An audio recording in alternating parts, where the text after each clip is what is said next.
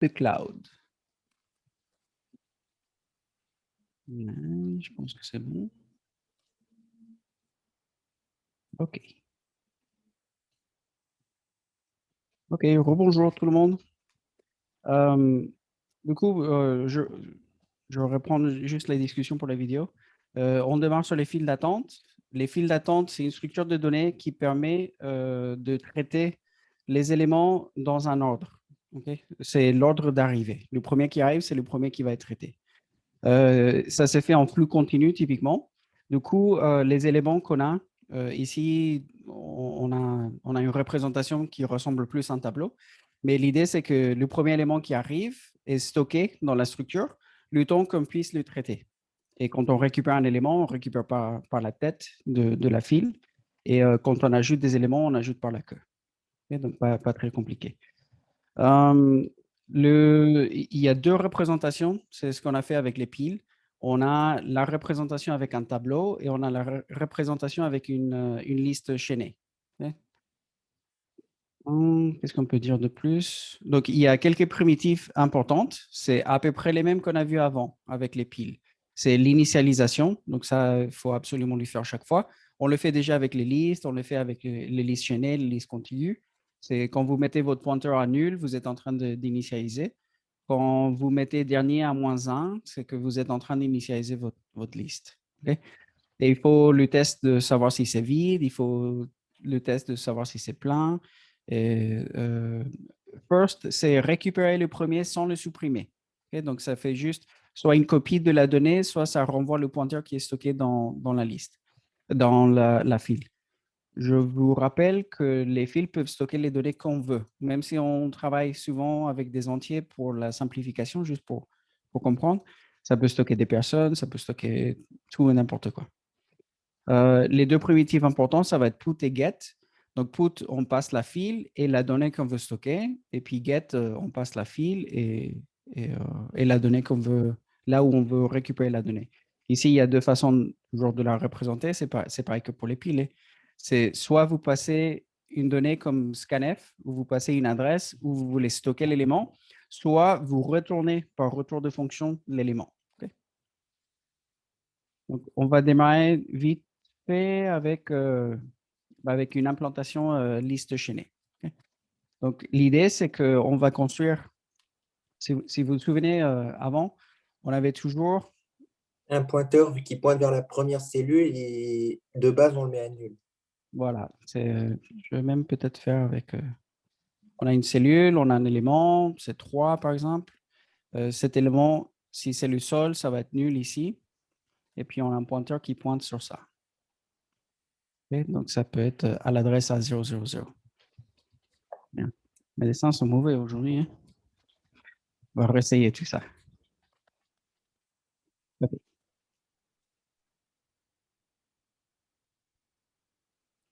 Les coordonnées ne sont pas bonnes. Attendez 2 secondes.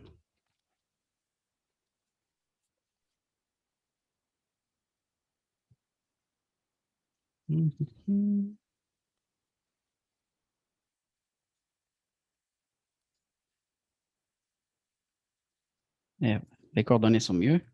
Donc, on va retenter ça. Du coup, typiquement dans les listes chaînées, on avait notre pointeur initial. C'est pas beaucoup mieux. Notre pointeur initial qui, quand la liste est vide, elle vaut nul. Okay? Quand on décide d'ajouter un élément, on va créer la cellule. C'est comme toujours. Hein? On crée la cellule, on initialise. Donc, par exemple, si on veut ajouter un 3, s'il y avait encore des éléments dans la cellule, on initialise le pointeur. Ici, il n'y en a pas. Donc c'est juste une copie de cette valeur ici. Et puis,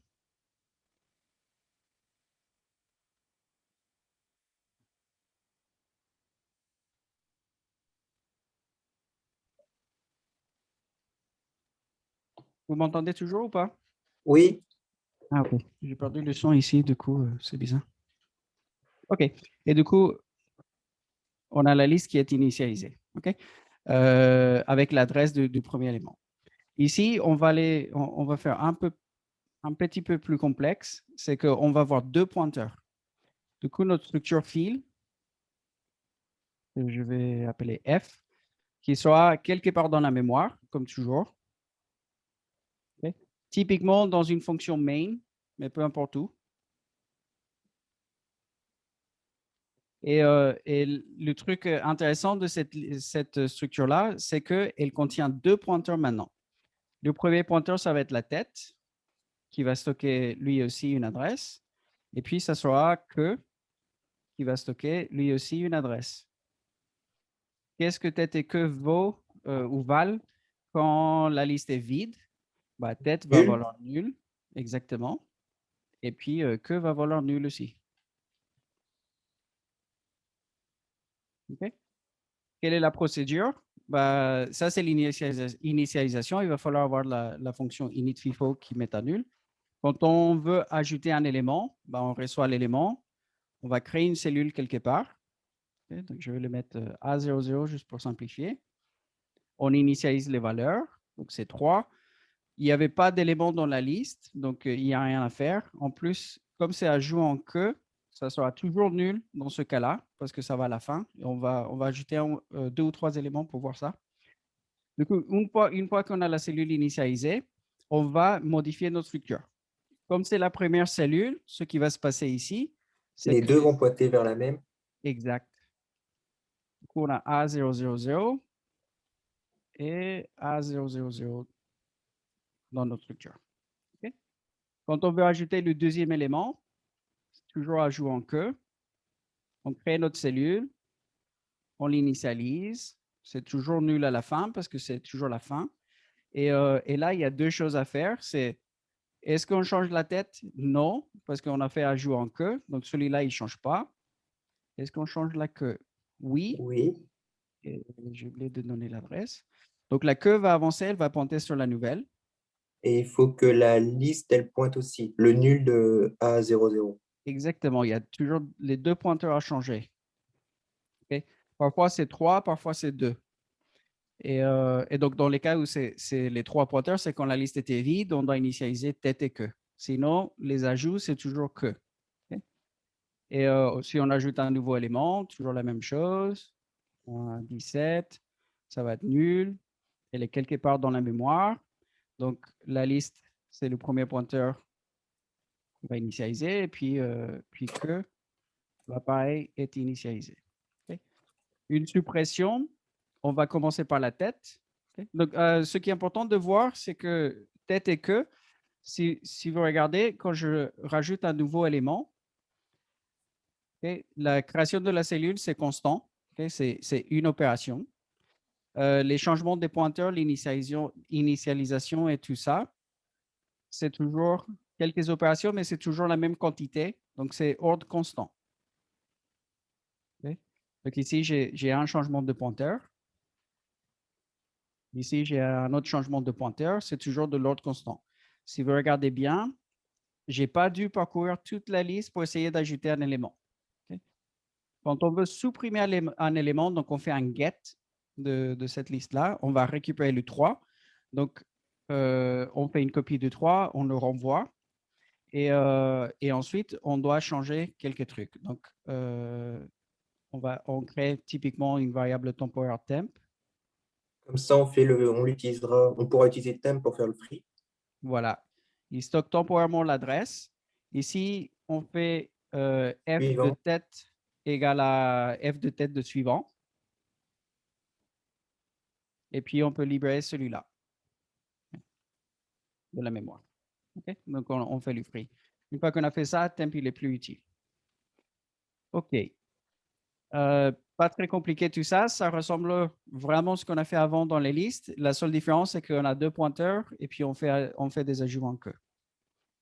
Est-ce que j'ai un petit bout de... OK. Est-ce que c'est suffisamment grand pour voir? Oui, on voit les lignes de code à gauche. OK, c'est ça l'idée.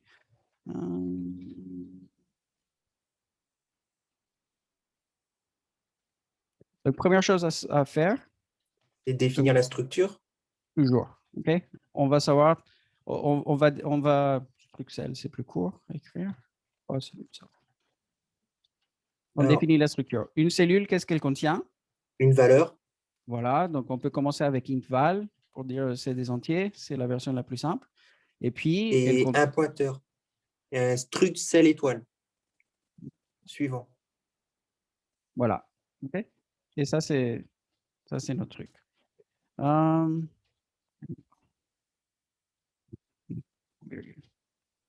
OK.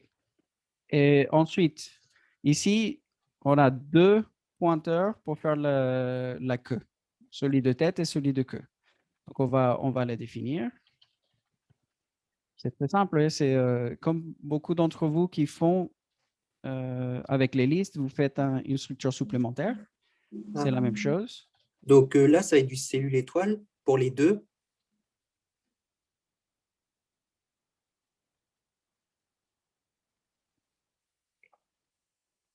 Virgule.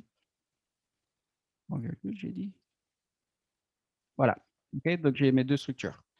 On peut, comme je vous en ai parlé avant, on peut créer un type intermédiaire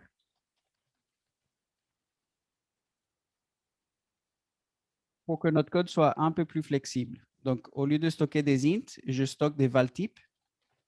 Ah.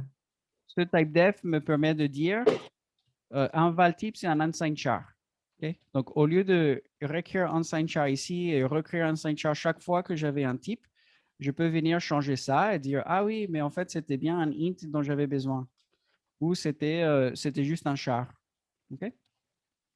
Regardez un unsigned char parce que c'est petit en mémoire. OK. Donc, qu'est-ce qu'on avait du truc de base, vraiment de base? C'est l'initialisation. OK? Du coup, ouais, peut-être même avant de parler d'initialisation, plusieurs personnes, je vous ai dit de commencer par exemple par un main quand vous commencez votre code. Et ça vous donne une idée de comment vous pouviez utiliser votre structure. Votre structure. Donc, on peut faire un main qui va essayer d'exemplifier vite fait.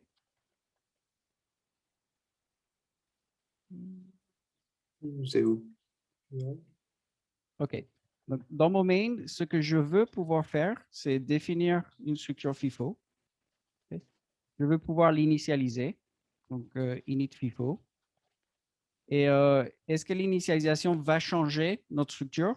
Oui, parce que à la base, elle vaut quelque chose, mais on ne sait pas ce que c'est la mémoire poubelle. Et du coup, quand on initialise, on doit forcément passer l'adresse. Okay. Une fois qu'on a initialisé, qu'est-ce qu'on a envie de pouvoir faire? On a envie de pouvoir l'imprimer, typiquement. Donc, int FIFO. Est-ce que l'impression a besoin de modifier les pointeurs tête et queue? Non. Non. Du coup, quand on fait un appel, ici c'est important, hein, c'est quand on fait un appel à la fonction print ou à la fonction x, on va recevoir un f qui est une copie avec les mêmes adresses. Donc ici, c'est B000 et D000. Et du coup, ce copie-là, elle existe dans la fonction print ou dans la fonction machin. Et quand je vous demande, est-ce que ça va modifier la FIFO? On doit passer, par exemple, ici, on passe l'adresse de f. C'est parce que la fonction init a besoin de modifier les variables dans le main. Ici, la fonction print n'a pas besoin de modifier les variables, donc elle reçoit une copie. Et dans ce cas-là, on n'a pas besoin, par exemple, de passer les adresses. On peut passer juste une copie de la variable. Okay. Les deux fonctions n'existent pas, mais ce n'est pas grave. Ensuite, une fois que vous avez ça, qu'est-ce que vous voulez faire? Ben, on peut rajouter un type, une valeur. On peut rajouter un W de Walter. Okay. On a dit que c'était des unsigned chars. Un caractère, c'est un numéro finalement. Donc, on s'en fiche, ça peut être stocké dans des int ou dans tout. Et on veut stocker cette valeur dans la FIFO. Le put, quand on crée la première cellule, ça modifie tête et queue. Donc, on a forcément besoin de passer l'adresse de f. Et puis, la valeur qu'on veut. Et une fois on a ajouté un élément, qu'est-ce qu'on veut faire? on veut l'imprimer. Donc, j'essaie de couvrir un peu des cas. J'ai fait une impression quand elle est vide. Je fais un ajout. Je fais une impression quand elle contient un élément. Je vais, par exemple, rajouter un autre élément. Je vais rajouter un Y, par exemple. Ok. Et je vais refaire une impression pour tester mon code. Ok. Chez beaucoup de personnes, j'ai vu du code qui est pas suffisamment testé dans le main. Du coup, il y a des bugs que vous ne découvrez pas. Qu'est-ce qu'on voudrait faire d'autre? Peut-être éventuellement dire printf, est-ce que FIFO est vide? On va tester ça. FIFO vide égale à, c'est typiquement une booléenne.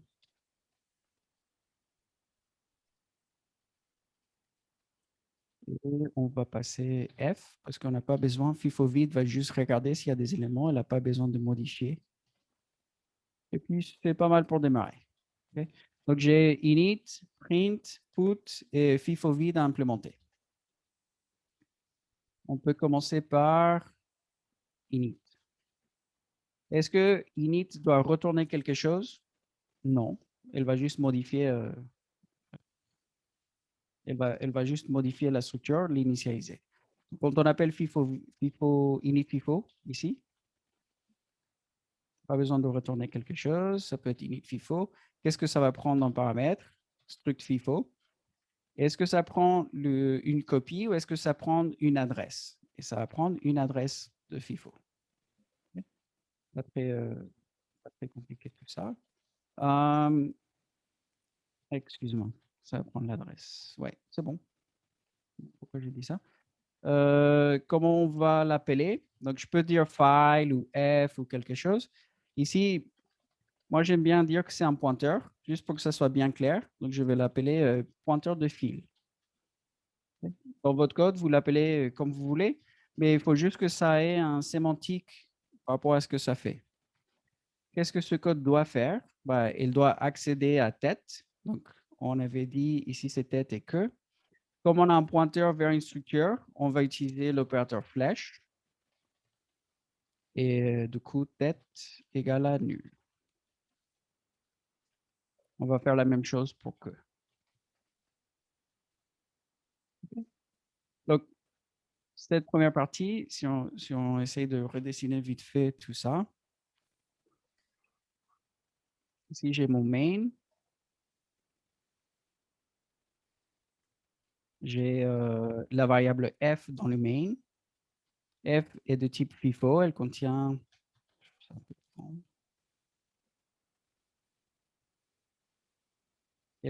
tête et queue.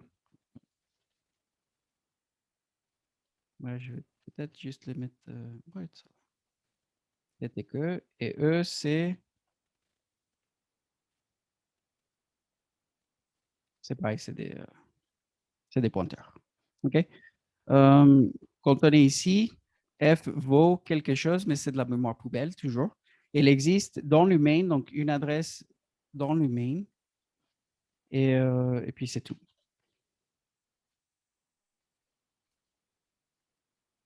Plus de mal à écrire avec...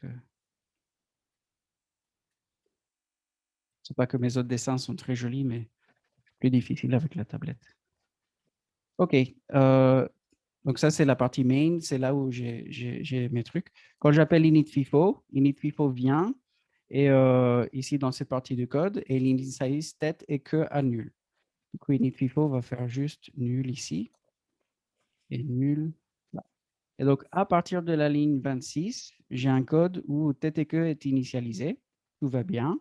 Et le truc est vide. Okay? La file d'attente est vide. Qu'est-ce qui se passe quand j'arrive à print? Bah, qu'est-ce qu'un print FIFO devrait faire? C'est très Afficher simple. les 2 pointeurs. Voilà, elle doit afficher, pas les pointeurs forcément, c'est plus les valeurs en fait qui nous intéressent. Mais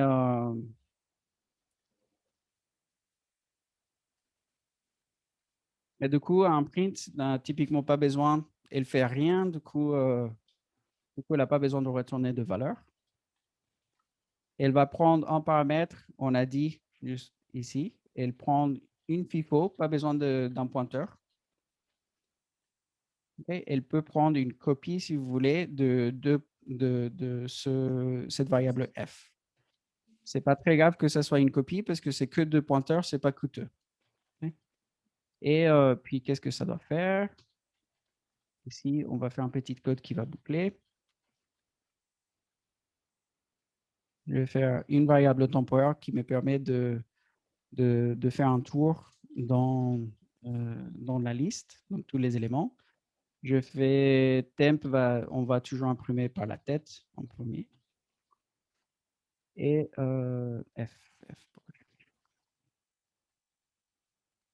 Et puis, tant que temp n'est pas égal à nul, je peux imprimer. Qu'est-ce qu'on peut imprimer? F. Non, c'est temp.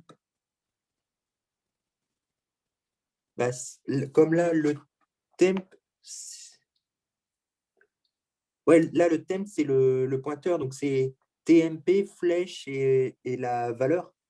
Oui, voilà. Du coup, on appelait ici le print, la fonction. Ce print, il a reçu une copie. Okay, donc, ça vaut nul et nul dans le premier print, F. Et puis, on a créé temp. Il va valoir nul aussi. Okay, donc, on ne voit pas trop. Mais temp, c'est une copie de F, de tête, excuse-moi. Et tête est un pointeur vers, si on avait une cellule quelque part, ça serait un pointeur avec l'adresse de la cellule. Okay? Donc, comme c'est un pointeur vers vers une structure, c'est bien flèche qu'on va utiliser. Et puis, c'est temp de val, typiquement ce que sont imprimés. Et après, on fait TMP égale TMP, flèche suivant. Voilà. OK. Ça, c'est le même code qu'on a fait déjà. C'est le même style de code qu'on a fait avec les listes plusieurs fois. On peut rajouter un petit printf à la fin pour rendre tout un peu plus joli éventuellement. Une fin de ligne. Une fin de ligne. Ça me permet de... Ici, j'ai des printf sans fin de ligne. Du coup, ça me permet de mieux découper. Et même avant, je peux faire un truc comme ça. Comme ça, je sais que je suis dans ma boucle. Et ce que moi, j'aime bien faire dans les prints et tout ça, c'est pareil, on peut tester parce que ce print, il est pas utile pour un utilisateur, c'est utile pour vous. Et du coup, qu'est-ce qui est utile aussi? C'est de savoir si le FIFO est plein ou vide.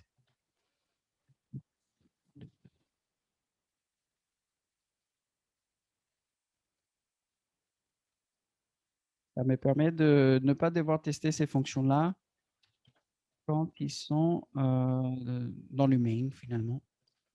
On va faire quelques caractères pour séparer le FIFO.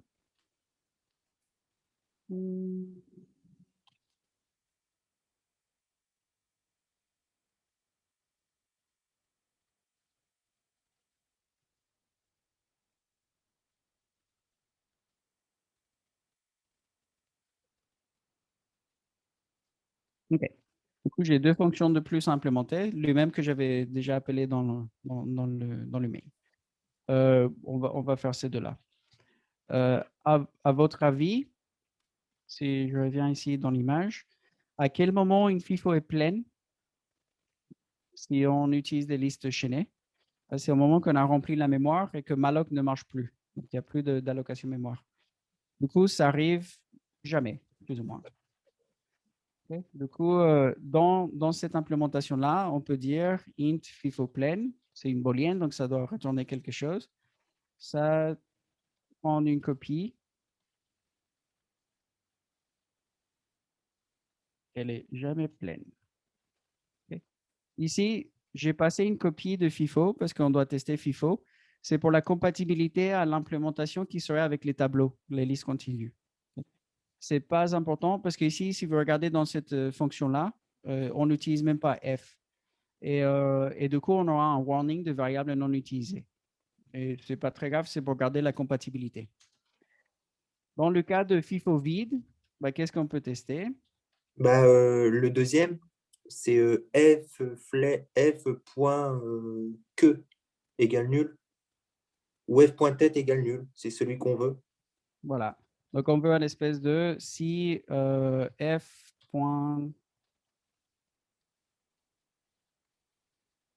Si f.tête égale à nul, on fait notre return oui, elle est vide. Quelque chose comme ça. OK? Ici, je vais la modifier juste pour que ce soit plus court.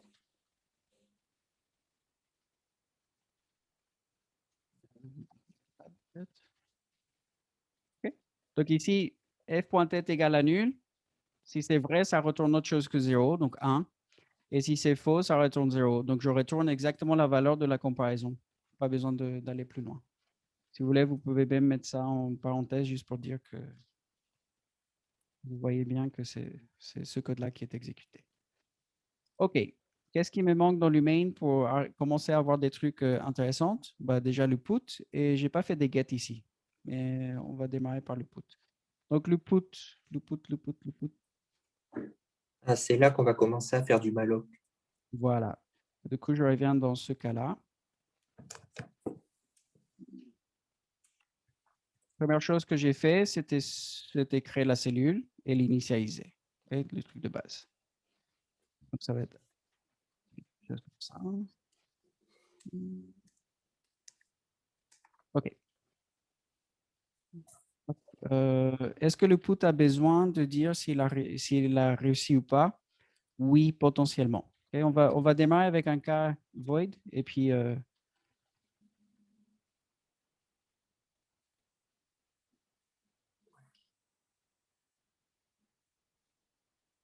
on peut discuter de la valeur de retour tout de suite après. OK, ici j'ai mon put. J'ai le pointeur vers. Donc, dans ce cas-là, ce n'est pas comme ici dans le print qu'on faisait. Ici, j'ai un pointeur vers cette adresse. Et du coup, dans le cas de put, ma variable s'appelle ptr_file.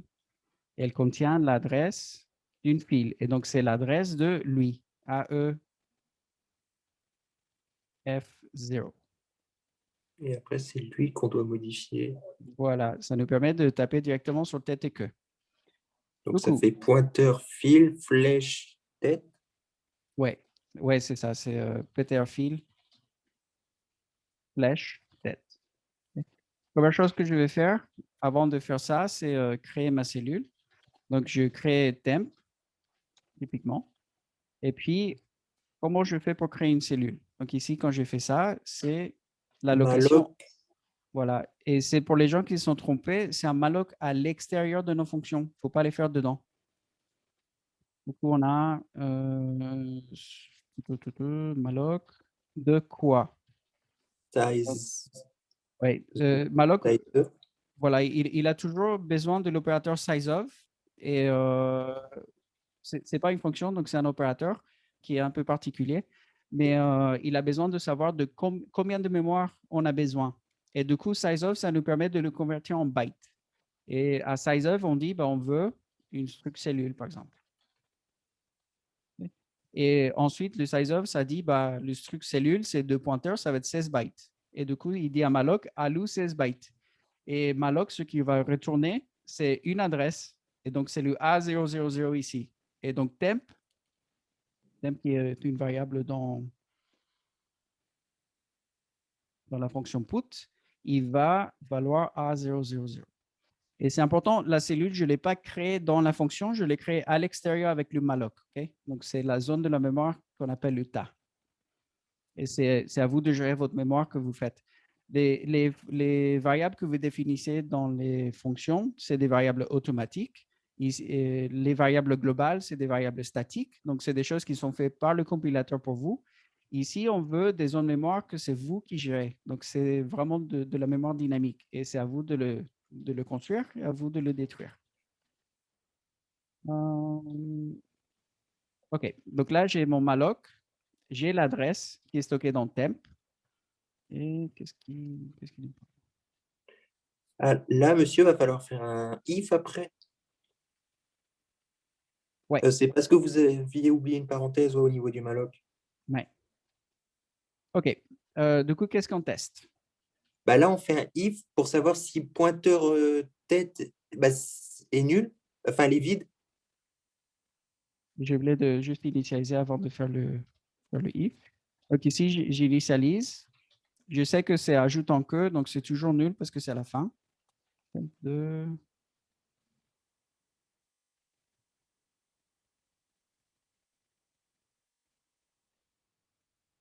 C'est bien struct cellule, non? Ah oui, struct cellule, vous avez mis un L en trop dans la quand vous initialisez le pointeur vers une struct cellule. Ouais. C'est drôle qu'il n'a pas planté ici. En fait, c'est pas le compilateur, donc il est moins intelligent, c'est juste un truc de syntaxe dans VI. Du coup, il n'a pas vu. Attends, merci. OK, une fois que l'initialisé, donc ce que j'ai fait, c'est ici, j'ai fait nul, comme on a dit avant, et puis là, j'ai mis la valeur. Et dans le main, on avait W. Du coup, ici, un W. Maintenant, bah, c'est le test. Est-ce qu'un des deux est nul? Il faut choisir lequel on teste. On n'a pas besoin de tester les deux parce que si tête est nul, ça veut dire que queue est nul. Donc, il n'y a pas grand-chose à tester. Du coup, if pointer file de tête, on peut dire, Égale nul. égale nul. Et ça, c'est le cas particulier. Dans ce cas-là, on doit initialiser les deux. Pointer file de tête égale à temp. Donc là, on vient d'assigner ici l'adresse de A000. Comme ça, maintenant, tête pointe sur le premier élément de la cellule. Et ce qu'on va faire, c'est exactement la même chose. Ici, on va mettre A000. OK.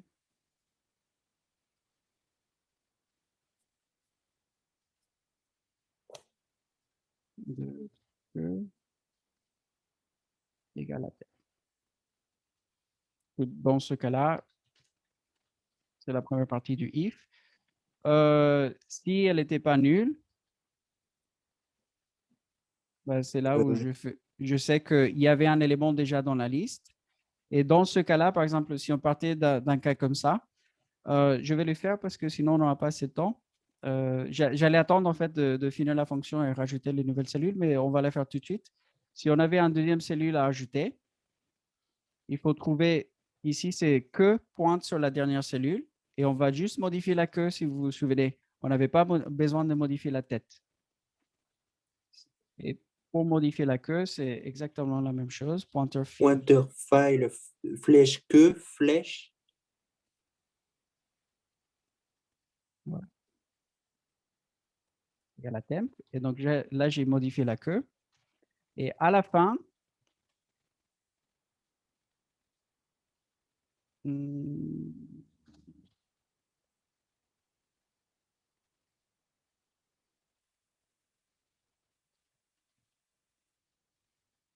voilà. Si vous vous souvenez, il y avait deux opérations. Un, c'était changer celui-là. Donc, si ça, c'était l'adresse B000, on changeait ça à B000. Donc, ça fait pointer ici. Ici, on a, je ne sais pas quelle valeur. Ici, c'était nul, comme d'hab. Et ce changement-là de pointeur, ça ne change pas que. Et donc, on doit revenir et changer que. Je vais peut-être effacer ça vite fait, le laisser. On peut la jouer un peu plus correctement pour tester le code. Et là, normalement, notre fonction, elle est complète. Oui, elle est complète. Ici, on voit une duplication de code. Donc, ce code-là est exactement celui-là. On va éviter de dupliquer. On peut le supprimer de l'if. Si on a supprimé ça de l'if, on n'a pas besoin des accolades. Et peut-être un coup de... Monsieur, on n'a techniquement pas besoin du else. Tu veux dire si je mettais un return ici ou pourquoi? Oui, si vous mettez un return pour arrêter la fonction. Dans le cas où elle était vide, ce cas-là, ici ça valait nul et ici ça valait nul. Du coup, si je ne fais pas le else, comment je m'assure que tête et queue pointent exactement sur celui-là?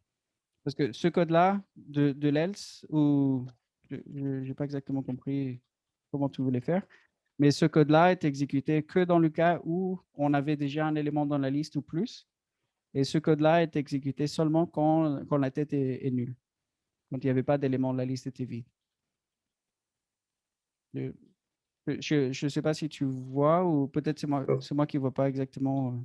Bah, c'est parce que moi, je voulais directement mettre dans le if, remettre les accolades et mettre un return directement dedans pour sortir de la fonction. Ah, ok. Bah, si je reviens dans le code qui était comme ça. Si je mets le return ici, tu veux dire? Oui, Oui, c'est tout à fait faisable. Et dans ce cas-là, on n'a pas besoin de celui-là. Le truc, c'est juste que sur le style, je vais regarder ici. Sur le style de code, ici, j'ai toujours la duplication du même code. ah ok, d'accord. Et puis de return, et à mon avis, ça, c'est moins lisible que la variante.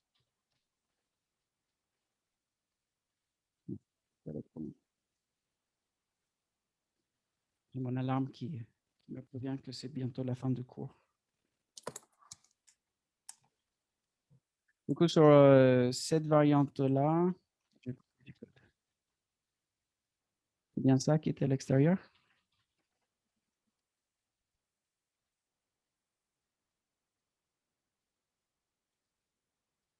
Ouais. Et je remets un petit coup de formatage juste. Est-ce que j'ai raté un truc? Non, c'est bon. Euh, ici, ce if-else, c'est un peu plus facile à lire. Et dans tous les cas, on doit assigner que c'est celui qui se déplace quand on ajoute des éléments. D'accord. Ah, ok. On avait dit aussi peut-être convertir ça dans un int pour dire que oui, on a pu ajouter ou on n'a pas pu ajouter l'élément. Dans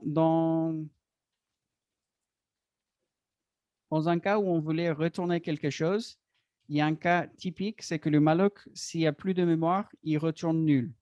Okay? Et donc, on pourrait tester, est-ce qu'il y avait encore de la mémoire ou est-ce que malloc a planté? Et dans ce cas-là, on peut faire un return 0. Le problème, donc c'est toujours bien de tester nos malloc, mais un return 0, dans ces cas-là, typiquement, ils ne sont pas suffisantes. Okay? Dans ces cas-là, il faut plutôt détruire le truc. Donc, c'est plutôt un exit failure, ce type de code. Parce que si on n'a plus de mémoire et qu'on plante, on va planter sévère. Du coup, juste pour simplifier, je vais le laisser avec le void qu'on avait. Quoi d'autre? OK, donc là, on a les puts, on a rajouté le W. Si on revient, on fait une impression. Donc, impression, on va s'en passer, mais vous voyez un peu le code. Il va juste boucler dans la liste. Quand on essaye de rajouter les Y, donc ici, on va rappeler la même fonction put. Ça va créer une cellule. Ça va l'initialiser avec Y et donc nul. Si on revient peut-être avec le code, c'est mieux. Donc ici, j'ai créé la cellule. Ici, j'initialise ma cellule, nul et Y. Donc, c'est la valeur qui a été passée. Si le pointeur de tête égale à nul, est-ce que tête égale à nul? Non. Donc, c'est le cas où on ne fait pas ça. On fait pointeur de queue de suivre. Donc, que pointe sur A000. Que de suivre, c'est cette case-là. Et du coup, cette case-là, cette case-là va pointer sur la nouvelle cellule. Et qu'est-ce qu'il reste à faire? C'est toujours avancer que. Et donc, que maintenant, il ne vaudra pas la première cellule, mais la dernière. Okay? Toujours la complexité de cette opération est ordre de n. C'est toujours constant. Et c'est la grosse avantage. On fait une impression, on va tester est-ce que FIFO est vide. Ça va nous retourner dans ce cas-là, non, il n'est pas vide. Et il manquerait peut-être faire des get. Donc, on peut faire un truc simple. Je réutilise la même variable que j'avais avant. Je fais un get de f. Il y a deux façons d'implémenter le get. Okay? Un, c'était get retourne la valeur. Ou deux, c'est plus comme le scanf, on donne l'adresse de get et le get écrit à l'adresse donnée. Il faut juste que ça soit clair pour vous qu'il y a les deux possibilités. Moi, je n'ai pas de préférence particulière. Il y a certains cas où c'est plus facile avec un valeur de retour. Dans le cas où ça peut planter, dans ces cas-là, tu veux plutôt utiliser ça et puis avoir une variable additionnelle, int résultat égale à get. Ça nous permet de rajouter une booléenne. Et du coup, on a l'adresse de x qui est passée. Get pourrait écrire la donnée à l'adresse de x ou il peut aussi, c'est pas à nous, et il pourrait dire si l'opération a été efficace ou pas. Est-ce que ça a marché? On peut tenter la première version. Si on a un peu de temps, on fait la deuxième. Donc, X est de type valtype. Donc, les données qu'on stocke, c'est de type valtype. On va faire un get. Est-ce que le get va modifier notre structure? Oui. OK. Ça va forcément modifier tête. Okay? C'est des suppressions de tête. Donc, struct, pointer field, est-ce qu'il me manque quelque chose? Je pense qu'on est bon là.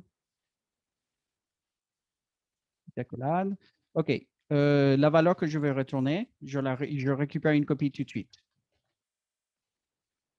Donc, valtype v, ça va être le W ici. Je vais le stocker dans une variable temporaire. Donc, pointer field de tête de val. Donc, qu'est-ce que j'ai fait ici? À partir de, donc, je suis dans le get, mais c'est similaire au put. À partir de cette adresse-là, je fais flèche. Donc, je récupère toute la structure FIFO. Je fais flèche, ouais, tête. C'est bon, ça? Donc, ouais, je vais le redire peut-être. À partir de pointer field, je fais flèche, je suis sur la structure, toute. Quand je fais tête, je récupère que la partie tête. Et ensuite, c'est aussi un pointeur, donc je fais flèche et je passe sur la cellule.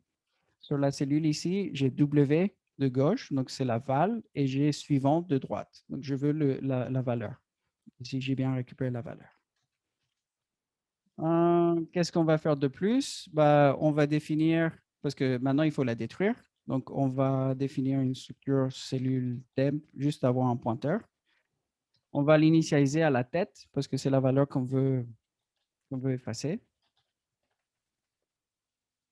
Flèche tête. Après, on fait un free de TMP. Ouais. Moi, j'aime bien faire le free à la fin, mais c'est toujours... ça Attendez, minimise le... Ouais. on n'a pas récupéré là par contre la valeur du suivant-ci? Non, on n'a pas encore modifié. Du coup, on va faire le free à la fin, parce Donc, que... c'est pointeur file flèche tête égale Oui. pointeur file flèche tête flèche suivant. Voilà, c'est pas mal. OK. Qu'est-ce que cette opération-là va faire? À partir du pointer file, on est dans le get. Je vais juste effacer le nom comme ça. À partir de pointer file, je fais flèche, j'ai la structure. Je récupère tête. Donc, c'est cette partie-là, flèche tête, j'ai la tête. Et je vais changer ça, au lieu de pointer sur celui-là, il va pointer sur pointer file tête suivant. Okay? Je récupère suivant et je le mets ici.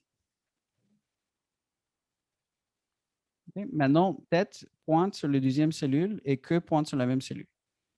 Très bien. Est-ce qu'il y a un cas particulier ici? Ben oui, c'est dans le cas où donc si je supprime le premier élément et que ça finit correctement, donc ce code-là, il est suffisant, il est déjà bon. Il va supprimer tête et puis il fait un free. Si je fais un deuxième get, maintenant tête et que pointent sur la même. Du coup, quand je crée mon temp, il ne va pas valoir A, il va valoir B0000. Du coup, il pointe ici. Quand je supprime cet élément-là, je ne suis plus en train de modifier seulement tête pour mettre nul, mais il faut en accord modifier que. Okay? Donc, on a un cas particulier ici, c'est quand on vide la liste, on doit être capable de modifier les deux. Donc, ça va être, si le pointeur que je viens de modifier ici, de tête, est égal à nul, je dois aussi mettre en accord la que. Donc, ça va être pointer field de que. Mais monsieur, on a encore oublié un autre cas, non? Si notre liste, elle est déjà vide. si elle est déjà vide, le code va planter à partir d'ici. Donc, tout à fait. Mais si elle est déjà vide, on peut dire aussi que c'était à l'utilisateur de tester. Ah, si elle a été vide. C'est pas pile, c'est FIFO.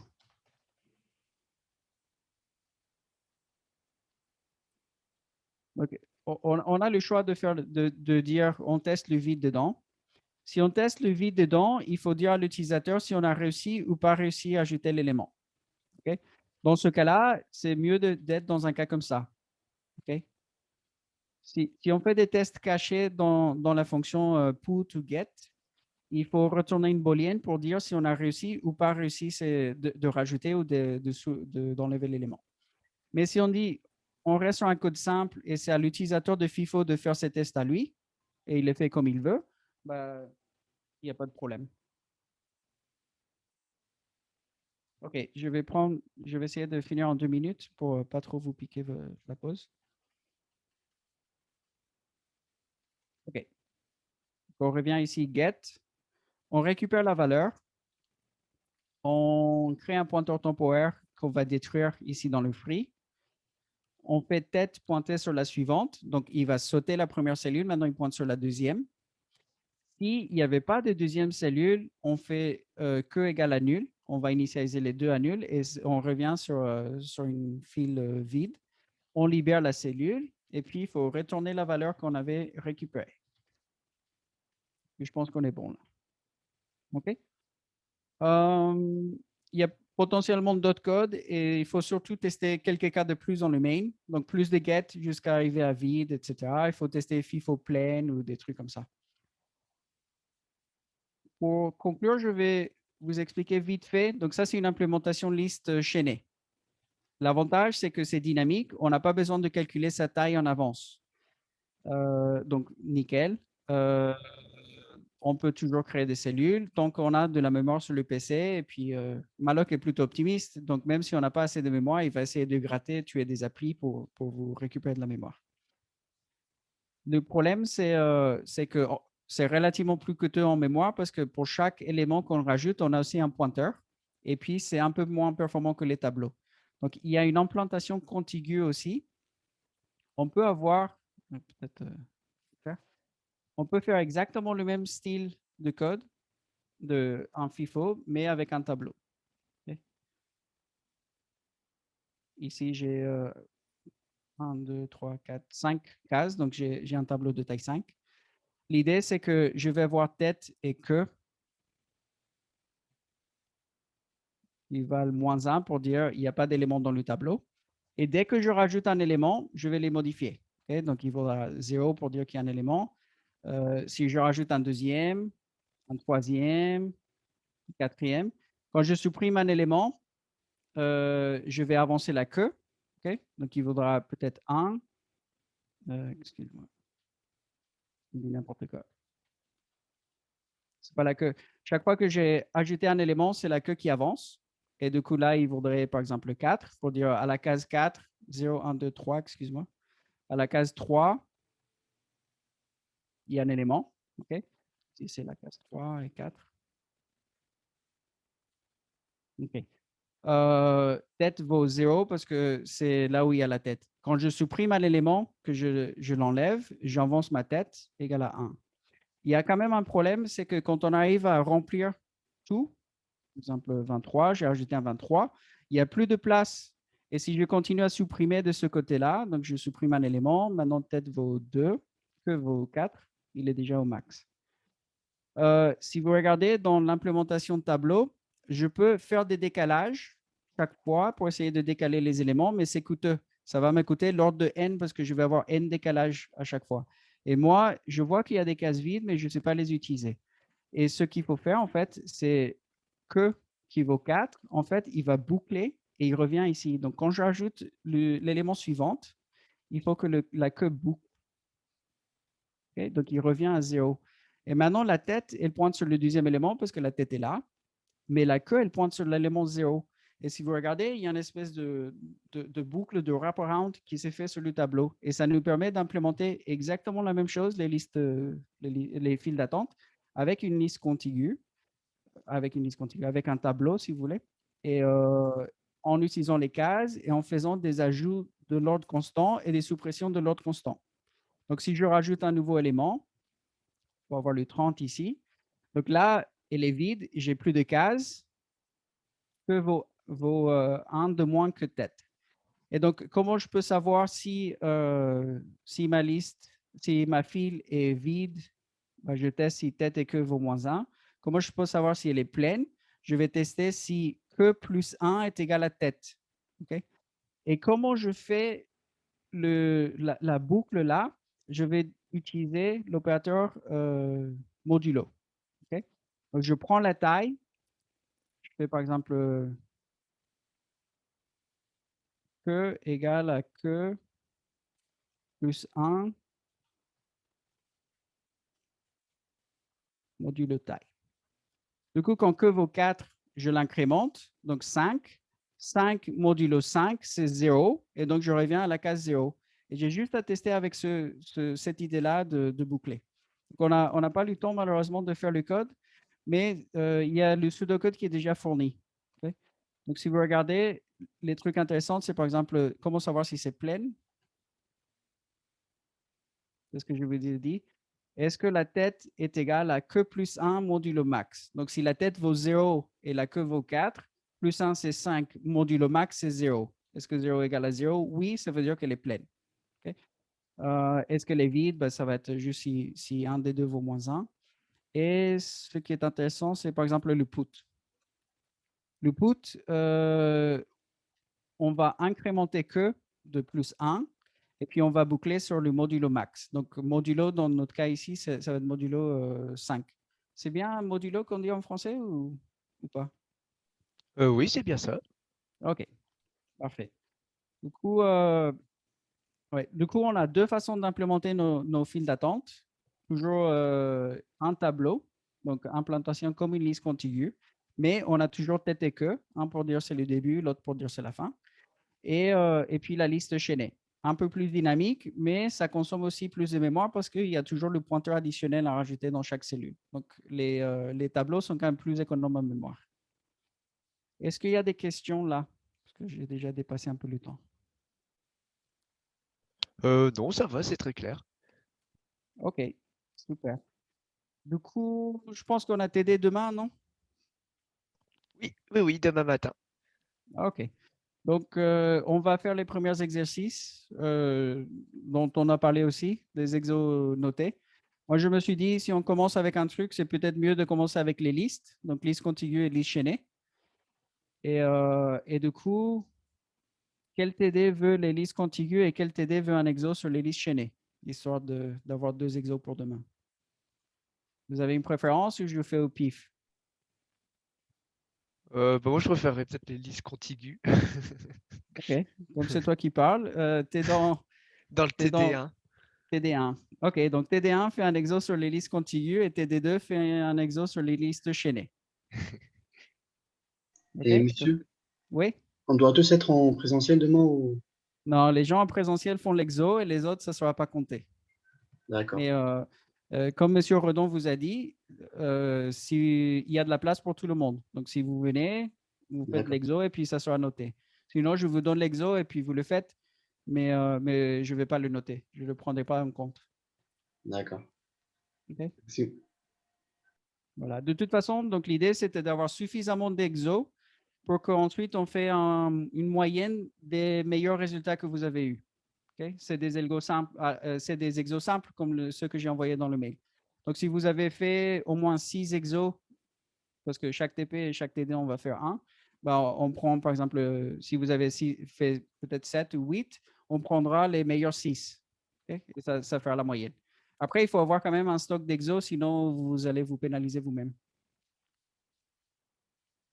OK. Il y a d'autres questions? Non? Très bien. Du coup, on se voit demain en présentiel pour ceux qui sont là. À demain, au revoir. Bonne journée. Bonne journée. Au Au revoir tout le revoir. monde. Au revoir. Au revoir.